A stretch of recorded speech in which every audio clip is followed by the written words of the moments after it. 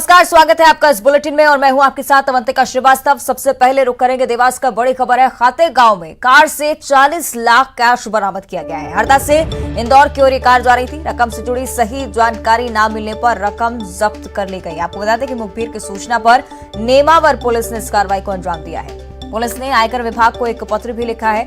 साथ ही जांच के आधार पर अब आगे की कार्रवाई की जाएगी। तो देवास से बड़ी खबर, खाते गांव में कार से 40 लाख कैश बरामद किया गया।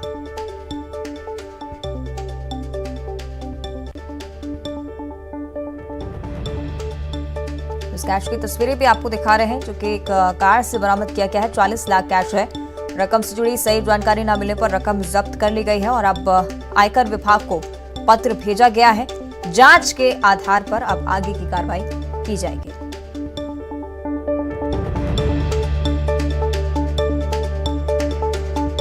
हरदा से इंदौर की ओर ये कार जा रही थी और रकम से जुड़ी सही जानकारी पुलिस वालों को नहीं दी गई। उसको जब हमने चेक किया तो झोले में कार में 43 लाख रुपए जब उसको गिना गया तो नगद उसमें मिले। जब कार जो मालिक था रामचंद्र गुर्जर, उससे पूछा गया तो वो उस पैसे का सही स्रोत नहीं बता पाए, सही दस्तावेज नहीं दिखा पाए। तो उसको थाना प्रभारी ने 43 लाख रुपए को जब्त कर लिया है और इनकम टैक्स विभाग के ज्वाइंट कमिश्नर इन्वेस्टिगेशन विंग को एक पत्र लिखा है, जो जांच के लिए आ रहे हैं। जांच के बाद जो भी इनकम टैक्स विभाग आगे दिशा निर्देश देंगे, उसके हिसाब से उसका डिस्पोजल किया जाए। तो आपको बता दें, तस्वीरें लगातार हम आपको दिखा रहे हैं। बड़ा मामला और इस बीच हमारे सहयोगी वरुण राठौर हमारे साथ जुड़ रहे हैं। ज्यादा जानकारी इनसे ले लेते हैं। वरुण, कैश जरूर बरामद किया गया और माना जा रहा है कि आगे की कार्रवाई अब जांच के आधार पर ही होगी, लेकिन क्या कुछ फिलहाल पुलिस की तरफ से कहा गया है? वरुण, आप सुन पा रहे हैं मुझे? चलिए, कोशिश करेंगे दोबारा संपर्क करें वरुण से। लेकिन देखिए, देवास से बड़ी खबर है, खाते गांव में कार से 40 लाख कैश बरामद किया गया, लेकिन इसके बारे में कोई जानकारी नहीं दी गई। तो सही जानकारी नहीं मिलने पर पुलिस को भी शक हुआ। आयकर विभाग को उसके लिए पत्र लिखा गया और अब आगे जैसे ही जांच आगे बढ़ेगी, उसके आधार पर ही आने वाले समय में कार्रवाई की जाएगी। आपको बता दें कि मुखबिर की सूचना पर नेमावर पुलिस ने इस कार्रवाई को अंजाम दिया है। हरदा से इंदौर की ओर कार जा रही थी और रकम से जुड़ी सही जानकारी न मिलने पर पुलिस को शक हुआ और आयकर विभाग को पत्र इसके लिए भेजा गया है।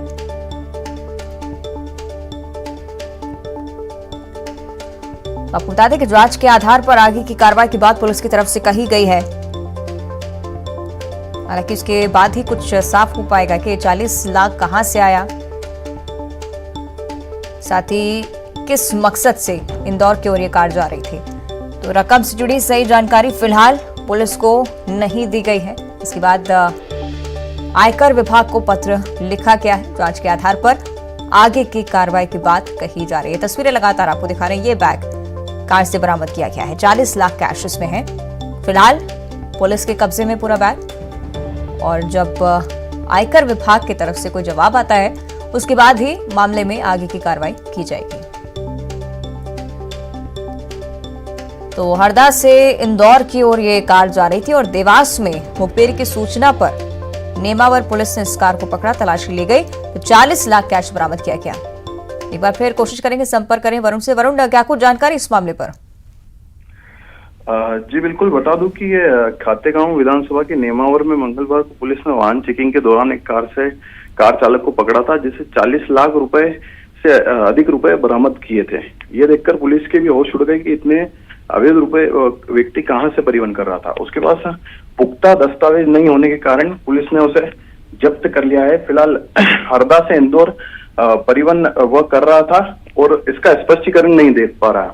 पुलिस ने प्रकरण को जांच में लिया है और आगे की कार्रवाई इनकम टैक्स डिपार्टमेंट को सौंपी है। आयकर विभाग अब आगे रुपयों को लेकर उसकी जांच करेगा। जी चलिए, यानी कि जांच के बाद ही आगे की कार्रवाई हो पाएगी। शुक्रिया आपका वरुण इस जानकारी के लिए। तो तस्वीरें लगातार आपको दिखा रहे हैं। देखिए किस तरह से ये जो बैग है इस कार से बरामद किया गया। 40 लाख कैश उसमें रखा हुआ है। आयकर विभाग को पत्र लिखा है। उसके बाद जैसे जवाब आता है, उसके बाद आगे की कार्रवाई की बात पुलिस की तरफ से कही जा रही है।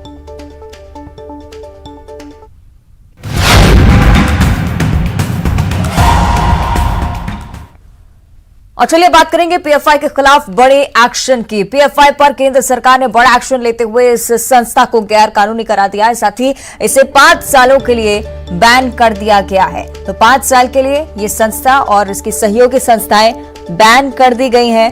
आपको बता दें कि सरकार ने बड़ी घोषणा तक की जब कार्रवाई बीते दिन भी देखने को मिली और उससे पहले भी एक बड़ा छापा एनआईए और ईडी की तरफ से जॉइंट ऑपरेशन में देखने को मिला और इस बीच 13 राज्यों में छानबीन की गई, बड़े कनेक्शन का खुलासा। उसके बाद केंद्र सरकार ने इस पर बैन लगा दिया है। तो आपको बता दें कि पीएफआई को केंद्र सरकार ने गैर कानूनी संस्था घोषित कर दिया है, 5 साल के लिए बैन लगाया गया है। और मध्य प्रदेश से भी जो कुछ खुलासे हुए इनके खिलाफ भी कार्रवाई लगातार जारी है। मध्य प्रदेश सरकार भी लगातार आश्वासन दे रही है कि इस कनेक्शन से जुड़े जो भी लोग हैं उनको बख्शा नहीं जाएगा। लगातार गिरफ्तारी का दौर भी प्रदेश में जारी है।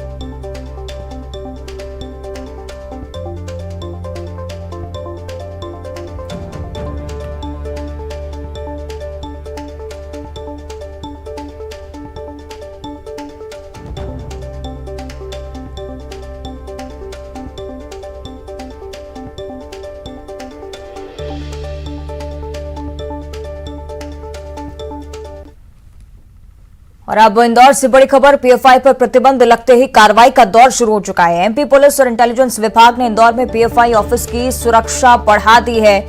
पीएफआई कार्यालय के बाहर गार्ड तैनात किए गए। 22 सितंबर को एनआईए ने दफ्तर पर छापा मारा था। आपत्तिजनक दस्तावेज और सामग्री यहां से जब्त की गई थी। आपको बता दें कि पीएफआई का प्रदेश अध्यक्ष अब्दुल करीम बेकरीवाला समेत इंदौर के 8 पदाधिकारी पहले से ही गिरफ्तार हो चुके हैं और निश्चित ही आने वाले समय में सख्त एक्शन लिया जाएगा। इसके संकेत पहले से ही सरकार की तरफ से दिए जा चुके हैं। आपको बता दें, इंदौर से जानकारी सामने आई है कि जो ऑफिस पीएफआई का इंदौर में मौजूद है वहां पर गार्ड तैनात कर दिए गए हैं, ऑफिस की सुरक्षा बढ़ा दी गई है।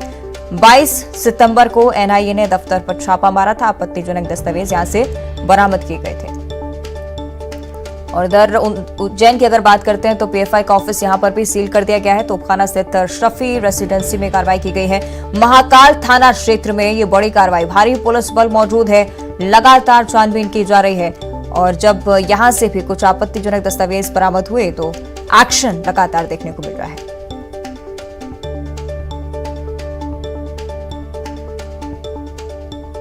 और इस पूरे मामले पर प्रदेश के गृह मंत्री नरोत्तम मिश्रा क्या कह रहे थे, ये भी आपको सुना देते हैं। पीएफआई पर बैन लग चुका है, हमारे साथ गृह मंत्री है सर, किस तरह से अब यहाँ पर कार्रवाई की जाएगी? केंद्र ने बैन लगा दिया है। मध्य प्रदेश में पीएफआई की सारी गतिविधियां प्रतिबंधित हो गई हैं, कोई भी एक्टिविटी नहीं होगी और पुलिस हमारी लगातार कार्रवाई कर रही है। जितनी भी इनकी स्लीपर सेल हैं उन सब स्लीपर सेलों को भी चिन्हित कर रहे हैं। सर अगर बात करें तो मध्य प्रदेश के आसपास उज्जैन, महिदपुर और सुजालपुर, यहाँ पर भी कई ऐसी एक्टिविटी थी और एसडीपीआई का दफ्तर शाहजहानाबाद में चल रहा था। कैसे और नकल कैसी आएगी? नकेल तो कसी थी है। कल 8 जिलों में से 21 लोग उनके गिरफ्तार हुए हैं, उनके अध्यक्ष गिरफ्तार हो गए हैं। केंद्र ने पूरे देश में कार्रवाई की। सर्जिकल स्ट्राइक जो केंद्र की थी इस बार देश के अंदर की, रात में 3 बजे एक साथ इतने प्रदेशों में करके सारे तार उनके निकल आए कि आईएसआई से इनके क्या संबंध थे, इन्होंने कितनी हत्याएं की हैं, किस तरह से ये आतंक विरोधी गतिविधियों को बढ़ावा देते थे।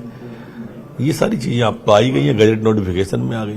सर अब राज्य को भी अधिकार रहेगा कि वो जो दूसरी ऐसी ताकतें हैं इन पर भी कार्रवाई और अंकुश लगाया जा सके। बिल्कुल, जो राज्य को अधिकार है वो अपने अधिकारों का प्रयोग करेगी, पर कहीं भी इनको उभरने नहीं देगी। ये मध्य प्रदेश शांति का टापू था, है और रहेगा। सर दिग्विजय सिंह जी ने कहा था कि इन जैसे संगठनों के प्रति संघ पर भी कार्रवाई करनी चाहिए। ये जाकिर नायक को शांति दूत जो दिग्विजय सिंह जी कहते हैं, आप बार बार उनका नाम लेके उनकी जो विभाजनकारी राजनीति है उस पर उंगली उठती है। अब ये कांग्रेस इसीलिए खत्म हो रही है, बस थोड़े दिन की बात और फिर ढूंढते रह जाओगे। तो बिल्कुल मध्य प्रदेश के गृहमंत्री हमारे साथ हैं, उन्होंने साफ तौर पर कहा कि अन्य किसी भी इस तरह के संगठन या जो देश विरोधी एक्टिविटी करते हैं इनको मध्य प्रदेश में पनपने नहीं दिया जाएगा। कैमरा पर्सन खिलान सिंह के साथ जितेंद्र शर्मा, न्यूज़ 18 भोपाल। चलिए ज्यादा चर्चा इस पर हम करेंगे। हमारे सहयोगी अरुण त्रिवेदी इंदौर से हमारे साथ लाइव जुड़ रहे हैं, उनका हम रुख करेंगे अरुण। लेकिन इससे पहले शैलेंद्र वांकू जी से हम बात कर लेते हैं, नेशनल एडिटर हैं। शैलेंद्र जी, एक ऐसा कनेक्शन जिसको ध्वस्त करना माना जा रहा था कि एक बड़ा टास्क हो सकता है, एक बड़ी स्ट्रैटेजी की जरूरत थी, जो कि केंद्र सरकार ने किया और अब फाइनली पीएफआई पर बैन लगाया गया है। शैलेंद्र जी। बिल्कुल, ये बहुत बड़ी कार्रवाई है पीएफआई के खिलाफ। आपको याद दिला दें कि पीएफआई पर बैन लगाने के लिए बहुत से राज्य सरकारों ने केंद्र से आग्रह किया था कि पीएफआई को बैन किया जाना चाहिए। जिसके बाद हमने देखा कि 2 बड़े रेड्स हुए एनआईए ईडी द्वारा 22 सितंबर को, और कल जो स्टेट एजेंसीज हैं और स्पेशल सेल्स की तरफ से कल रेड किए गए थे, और जो उनके पास इंक्रीमेंटिंग मटेरियल मिला है, यानी कि आपत्तिजनक सामग्री जो मिली है, उसके बाद ये फैसला लिया गया कि इस पर बैन लगना चाहिए। और 45 लोगों को पहली बार गिरफ्तार किया गया था 22 सितंबर को। 45 लोगों की जब पूछताछ हुई, इसके बाद भी बहुत कुछ चीजें सामने आई हैं। आपको बता दें कि महाराष्ट्र के पीएफआई के वाइस प्रेसिडेंट के पास से एक सीडी भी बरामद हुई है, और माना जा रहा है कि इसमें 2047 तक भारत को एक इस्लामिक राष्ट्र बनाने की योजना को लेकर उस सीडी में जानकारी थी। और वहीं साथ ही साथ इस्लामिक स्टेट और गजवाए हिंद और इस तरह के जो बाकी आउटफिट्स हैं, और उनके साथ संबंध रहे हैं पीएफआई कार्डर्स के। तो जिसके बाद ये अहम फैसला लिया गया है। अगले 5 सालों के लिए पीएफआई को बैन लगा दिया गया पीएफआई पर, और साथ ही साथ केंद्र की तरफ से राज्यों को भी कहा गया है कि वो कार्रवाई करें। 2 सेक्शन के तहत, सेक्शन 7, सेक्शन 8। सेक्शन 7 के तहत जो पीएफआई के पास जो फंड्स हैं, जो उन्होंने पैसा इकट्ठा किया है, या उनके पास जो फंड्स बाहर से आते हैं, विदेशों से आते हैं, उस पर राज्य सरकारें अब पाबंदी लगा सकते हैं, फ्रीज कर सकते हैं उन तमाम इस रकम को। और साथ ही साथ सेक्शन 8 के तहत जहां पर ये गतिविधियां हो रही थी पीएफआई की, उन प्रॉपर्टीज को, उन लोकेशंस को नोटिफाई किया जाएगा राज्य सरकारों द्वारा। इस तरह का निर्देश केंद्र की तरफ से दिया गया। तो कुल मिलाकर एक बड़ी कार्रवाई पीएफआई के खिलाफ, और अगले 5 सालों के लिए पाबंदी लगा दी गई। और ये भी कहा गया है कि पीएफआई के बहुत से कार्डर जो है वो इस्लामिक स्टेट के लिए सीरिया और अफगानिस्तान जाके उन्होंने शामिल भी हुए थे वो इस्लामिक स्टेट में। तो ऐसे में देश को सुरक्षित रखने के लिए ये बहुत महत्वपूर्ण कदम है जो आज गृह मंत्रालय की तरफ से उठाया गया है। निश्चित ही काफी महत्वपूर्ण कदम और बड़ा एक्शन। शुक्रिया आपका शैलेंद्र इस पूरी जानकारी के लिए। और हमारे से ये अरुण भी लगातार इंदौर से हमारे साथ लाइव जुड़े हुए हैं। अरुण, एक और बड़ा एक्शन इंदौर में भी देखने को मिल रहा है। जो पीएफआई का ऑफिस है वहां पर बताया जा रहा है कि गार्ड्स तैनात किए गए हैं, क्या वजह इसके पीछे? बिल्कुल, देखिए, पीएफआई के इसी ऑफिस पर एनआईए ने रेड डाली थी और उसके बाद यहां पर ताला लगा दिया गया था। लेकिन जब पीएफआई समेत उसके 8 संगठनों पर आज प्रतिबंध लगाया गया, उसके बाद से यहां पर सुरक्षा गार्ड तैनात कर दिए गए हैं। एसएएफ के जवान यहां पर तैनात कर दिए गए हैं। यहां पर सुरक्षा बढ़ा दी गई है। हम आपको बता दें कि जो पीएफआई है वो जो युवाओं को जिम और अखाड़ों के जरिए भी उनको संगठित करता था, उनका ब्रेन वॉश करता था। और यही वजह है कि यहाँ के बगल में एक जिम भी बनी हुई है जहां पर बड़ी संख्या में युवा आते थे। और इसकी जो सीडीआर है, यहाँ का जो कंप्यूटर के हार्ड डिस्क है, उसको एनआईए पहले ही जब्त करके ले जा चुकी है। लेकिन इंदौर में जो इसका प्रदेश अध्यक्ष था अब्दुल करीम बेकरी वाला, उस पर वो यहीं पे अपने साथियों के साथ यहीं से पूरा अपना संचालन करता था, यहीं से वो कार्यालय चलाता था। और तमाम तरह की राष्ट्र विरोधी गतिविधियों में, सांप्रदायिक उन्माद फैलाने में पीएफआई का हाथ हमेशा रहता था। और यहाँ पर जो चूड़े वाले की पिटाई हुई थी, इसके बाद सेंट्रल कोतवाली को जो घेराव हुआ था,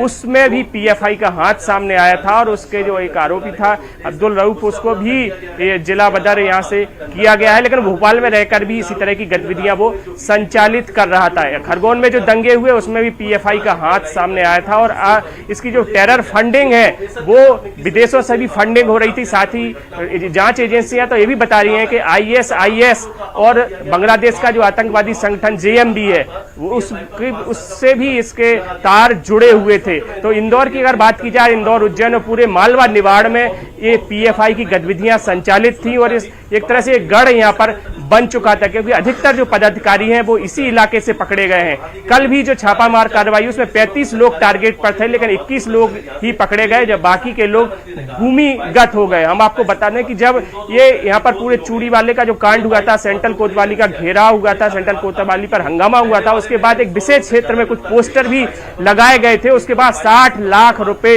इकट्ठा किए गए थे। चलिए, यानी कि निश्चित तौर पर अरुण कार्रवाई की इसलिए जरूरत क्योंकि तत्काल एक्शन यहाँ पर लिया जा सके। शुक्रिया आपका फिलहाल इस पूरी जानकारी के लिए। इस बीच उज्जैन से भी एक और बड़ी जानकारी, पीएफआई का ऑफिस यहां पर भी सील किया गया और तोपखाना स्थित शफी रेसिडेंसी में इस कार्रवाई को अंजाम दिया गया है। महाकाल थाना क्षेत्र बताया जा रहा है, भारी पुलिस बल यहां पर मौजूद है। तो आपको बता दें कि उज्जैन में भी कार्रवाई का सिलसिला लगातार जारी। एक तरफ इंदौर की तस्वीरें हमने आप तक पहुंचाई और इधर उज्जैन की अगर बात करते हैं तो पीएफआई का ऑफिस यहां पर भी सील किया गया है। भारी पुलिस बल यहां पर भी मौजूद है। सुरक्षा ऑफिसर्स की लगातार बढ़ाई जा रही है जिससे तत्काल एक्शन मौके पर ही लिया जा सके। तो छापेमारी के बाद पीएफआई पर एक्शन लगातार जारी। एक तरफ केंद्र सरकार का बैन करने का फैसला, दूसरी तरफ प्रदेश सरकार के सख्त कदम पीएफआई के खिलाफ। की कार्रवाई हुई है। अभी हमारे यहाँ पे इंट के द्वारा सूचना मिली थी वरिष्ठ अधिकारियों को कि यहाँ पे पीएफआई का पहले कार्यालय चलता था, तो उस कार्यालय के बाहर हमारे लिए यथास्थिति बनाए रखने के लिए फोर्स को डिप्लॉय करने के आदेश वरिष्ठ अधिकारियों द्वारा दिए गए हैं।